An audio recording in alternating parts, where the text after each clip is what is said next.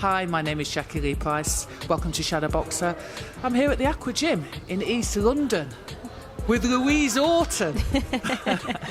How you doing? I'm good, thank you. How are you? I'm good. It's so good to see your face. It has been in the flesh a long time. It has been a very, very long time. I think it was Harringay last time. It was Harringay, yeah, last time. It was. 2018, was it? 18. Wow. When you bashed up Kelly Harrington, that was, yeah. Was that Kelly or was that Alana? Kelly Harrington was the fight before Alana. And then it was Alana Murphy in the final. Yes. I remember. Because you were like one of the only people to have ever beat her. Yeah. Yeah, and I went in there as the underdog. Everyone sort of thought I was going to lose. Yeah. And where Kelly Harrington was the one before the final, everyone was like, oh, you're not going to make it to the final, not going to make it. And then I went out there and I did a number on her. So it was good. As we kind of discussed, I've known you a long time. Yeah. Since the St Mary's ABC days. Yeah, back in the day. I know. And what an amazing amateur career you've had. Yeah. But before we talk about the amateur career, what year did you turn over pro? I turned over professional at the end of 2019, it was. Yeah, end of 2019. Wow, that's a long time. A long time. So what prompted you to turn over? I think it was a situation where I'd won the Nationals now. It was the choice of kind of trialling out for GB. I did a couple of assessments for GB, but I didn't enjoy it. I found it took the fun out of boxing, and for me, boxing is a massive part of my life, and you've got to enjoy what you're doing. And being up at Sheffield, I just didn't enjoy it. I just found there was just the situation that you're in, like when you're training and stuff, there was no sort of lightheartedness. There was all kind of, everyone was competing against each other. And don't get me wrong, you've got to have that mindset, but at the same time, you've got to have a bit of kind of downtime as well. And there just wasn't that banter, there wasn't that kind of warmness feeling when you're there, and I just didn't enjoy it. And I thought, if I'm going to do this like as a career for the rest of my life, I need to be enjoying it. And I kind of said, right, I think now's the time to go pro. Obviously there was more people turning over pro. Katie Taylor obviously set the path for that. Chantel, then everyone else kind of followed. So yeah, I just thought now's the time, now or never, really. I mean, it's amazing, your journey, really. I mean, you started kickboxing at 13, I believe. Yeah, I was, yeah. We'll talk about that in a second. And then you get into the amateur side.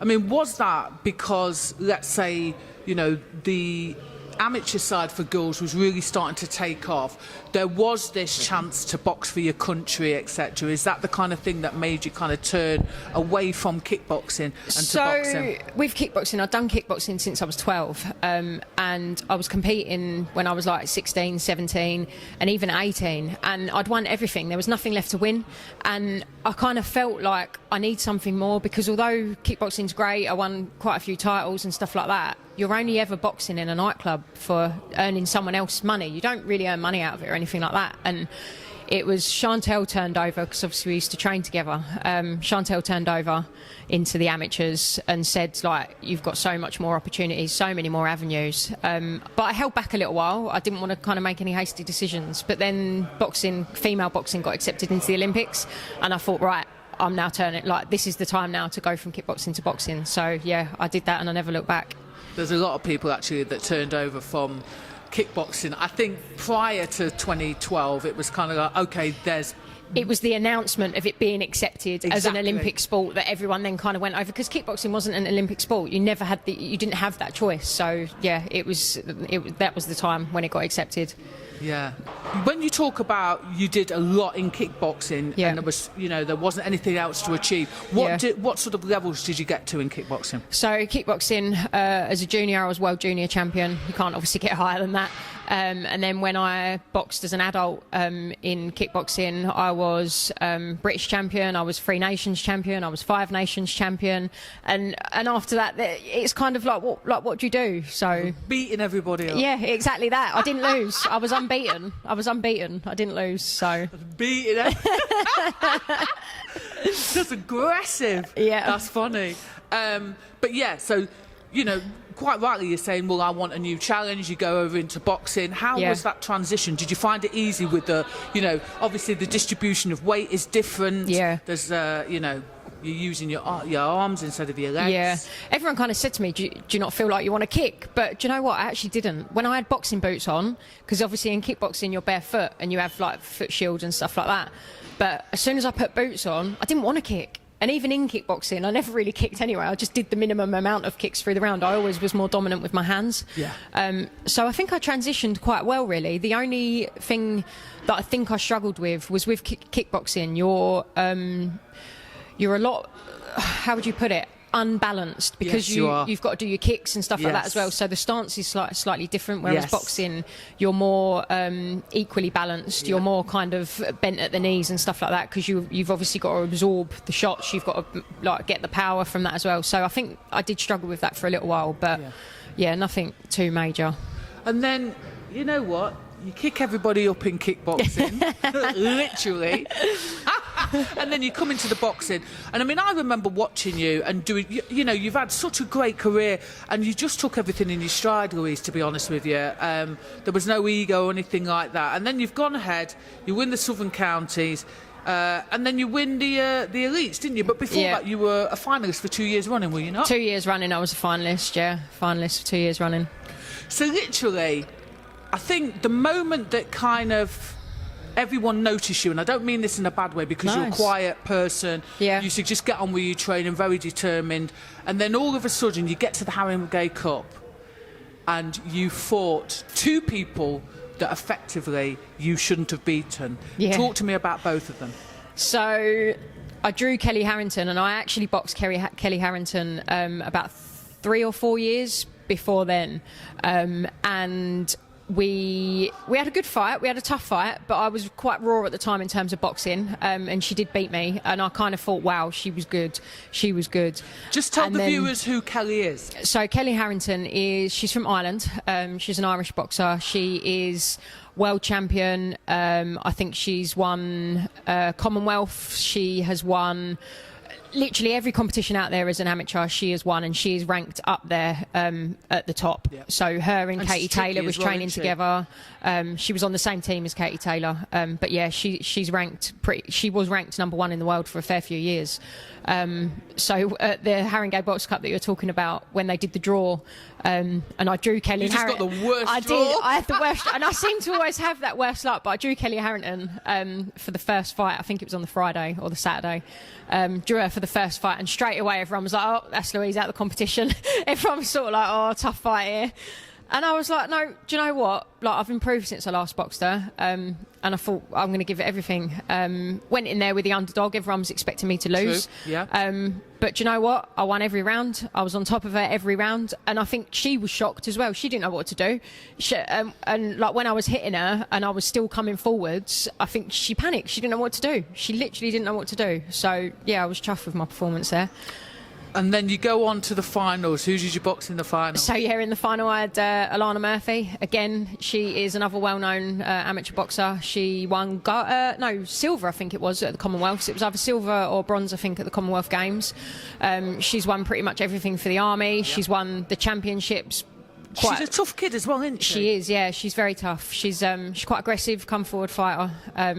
But yeah, some might say used to be dirty. Yeah, she did used to be dirty. Yeah, and I remember when I first turned over to the amateurs, I was sparring her as a novice, and she was obviously elite at the time.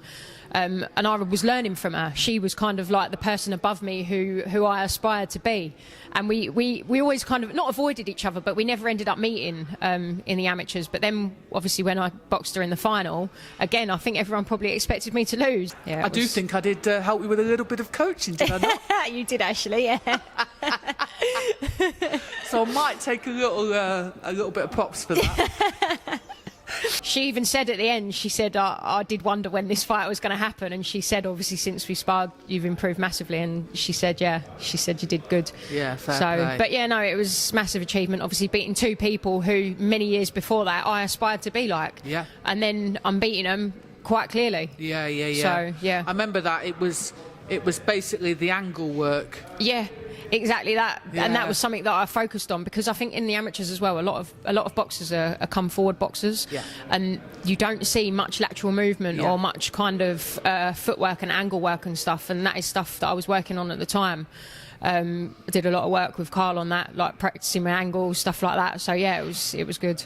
I just remember, you know, the determination, Louise, because, you know, you weren't incredibly strong then. No. You were kind of petite looking. Yeah. Do you know what I mean? And I Yeah. guess that people were thinking, oh, I'm going to walk through this person. And it was very much about your determination and your grit. And I don't think, you know, it doesn't matter how much technique you give to someone. Yeah.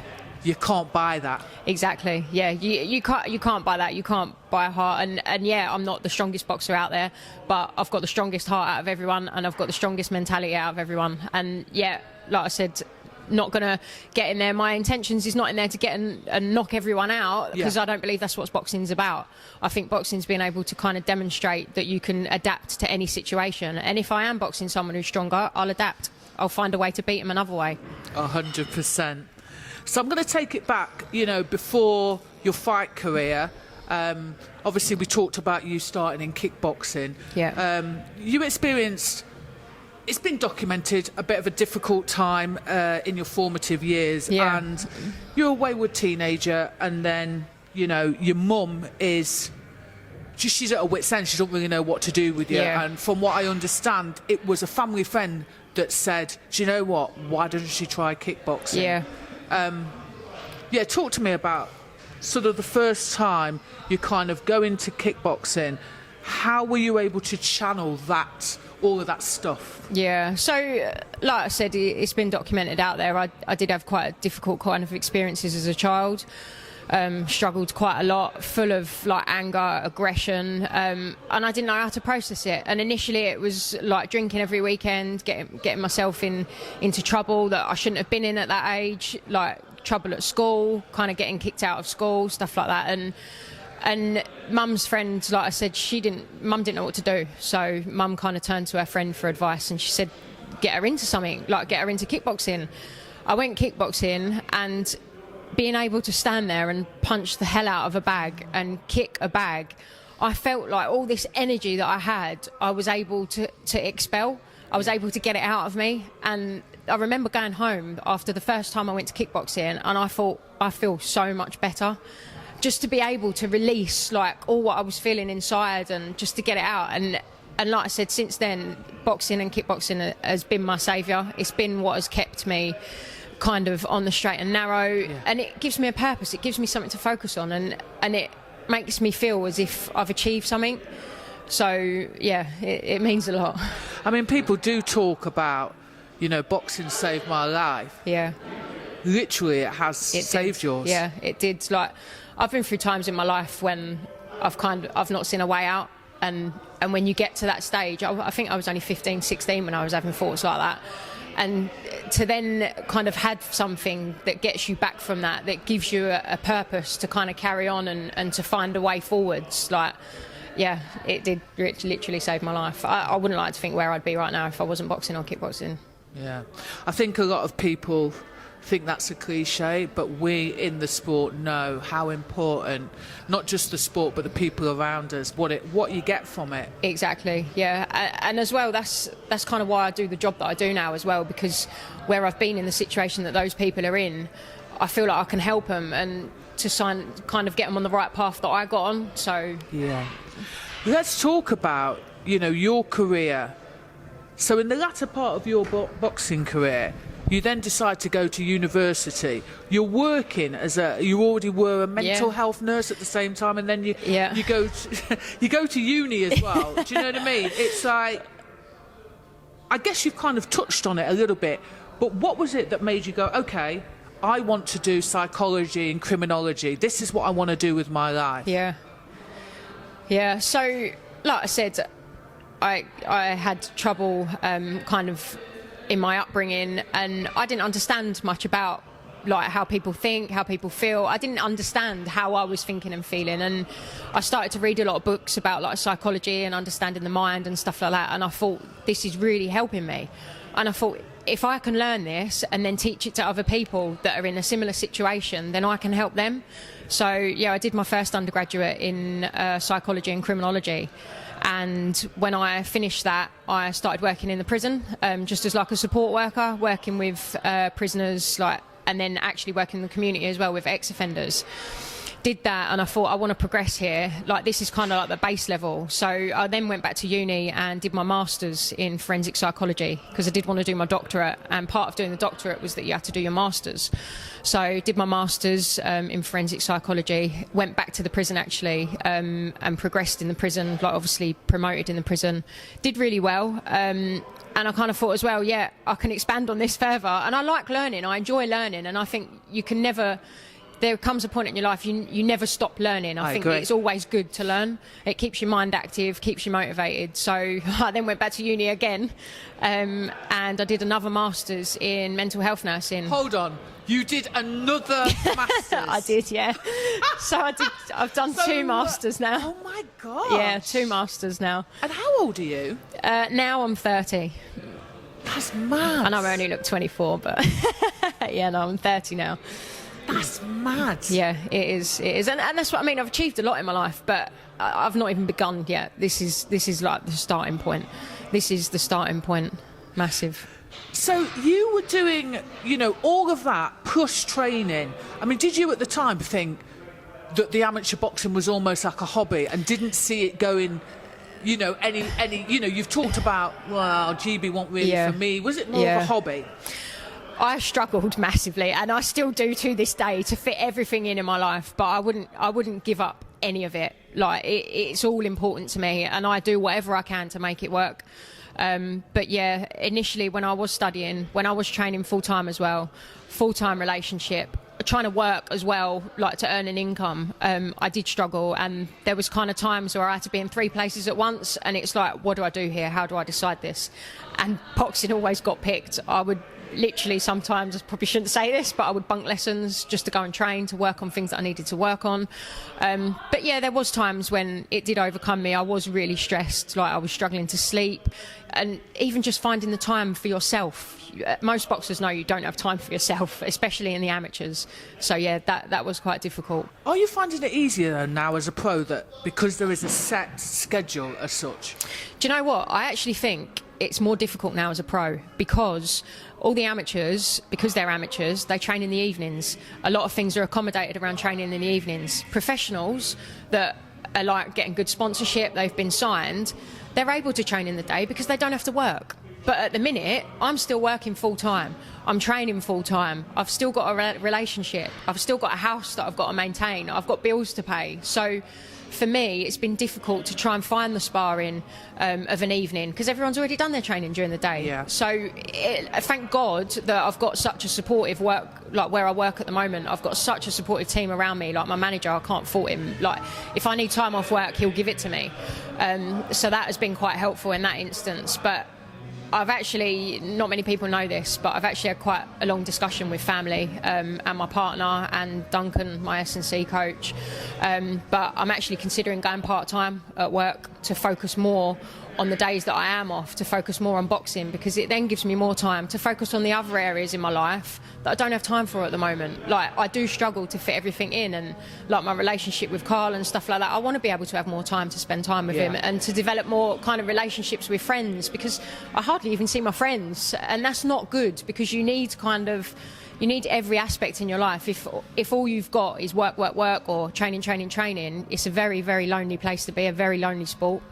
It is a lonely sport, but there has to be a level of sacrifice. Definitely. And I guess the job is the thing that's going to be the sacrifice. Exactly, yeah. I think the job is going to have to be the sacrifice, because as long as I can pay my bills and I've got food to eat and I've got fuel to travel, I don't care about anything else. I don't need money for anything else. That is all I need money for, to train.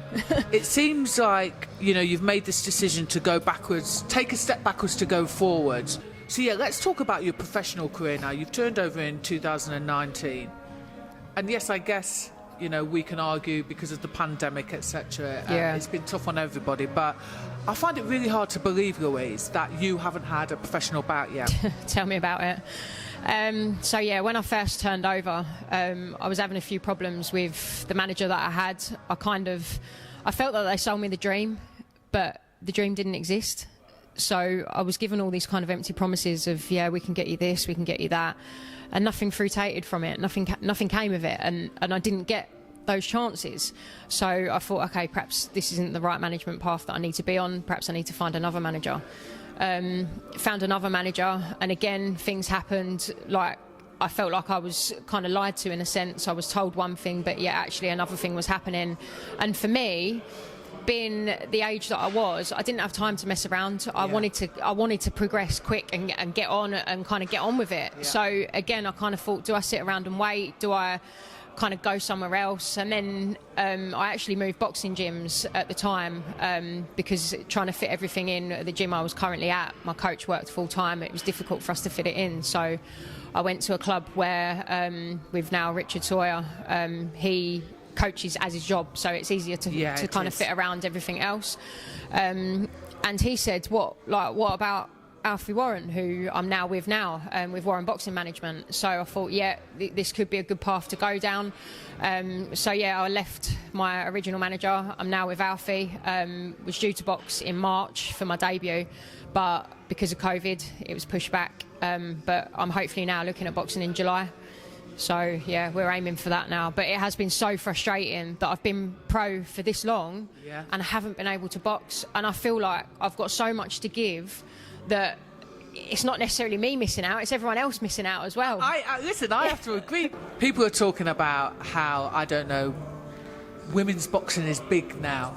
Yeah. I mean, I think it's always been big. Yeah. Well, on the amateur side especially. But yeah, I don't think, Louise, that a lot of people have really seen what female boxers are capable of. They've scratched the surface and they see what they think is talent. Yeah.